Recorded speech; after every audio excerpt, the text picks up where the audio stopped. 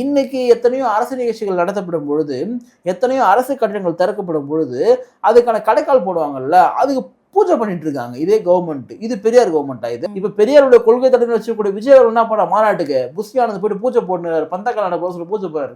இதெல்லாம் இந்த தமிழ்நாட்டினுடைய இந்த முற்போக்குத்தனத்தை மிகப்பெரிய பிற்போக்குத்தனமா கொண்டு போயிட்டு இருக்காங்க. அண்ணன் சீமானை நீ சங்கின்னு சொல்ற, எங்கேயாவது போயிட்டு அண்ணன் சீமானா நாம் தமிழர் கட்சியோ மாநாடு நடத்தி பந்தக்கால் நட்டாங்களா எங்கன்னா போயிட்டு, இல்ல அண்ணன் சீமான் எங்கன்னா போய் பூஜை போட்டாரா? எத்தனை அரசியல் கட்சிகள் இங்க முற்போக்கு முகமிடமிட்டு பெரியாரு சொல்லிட்டு பேசக்கூடிய பல கட்சிகள் கூட பாத்தீங்கன்னா, அவன் அந்த நிகழ்ச்சியில பாத்தீங்கன்னா பெண்களை அரைகுறை ஆடியோட வந்து ஆட வைக்கிறான். நீ பெண்களை வந்து ஆட வச்சு பாக்குறன்னா உன் மனசு எப்படிப்பட்ட கேவலமான மனசு? அப்ப அந்த பெண்களை நீ வந்து ஒரு போதைப் பொருள் தானே பயன்படுத்துற. நான் தான் சொல்றேன்ல, நாம் தமிழர் கட்சி மற்ற எல்லா கட்சிகளை விட அது வந்து டிஃப்ரெண்டான ஒரு கட்சி. ஏன்டானா அவங்க எல்லாவற்றிலும் ஒரு நேர்த்தியை வந்து கடைபிடிக்கணும்னு நினைக்கிறாங்க, எல்லாவற்றையுமே ஒரு ஒழுங்கு வந்து கடைபிடிக்கணும்னு நினைக்கிறாங்க. அப்படிப்பட்டவர்கள் தான் நாம் தமிழர் கட்சியில் இணைவாங்க.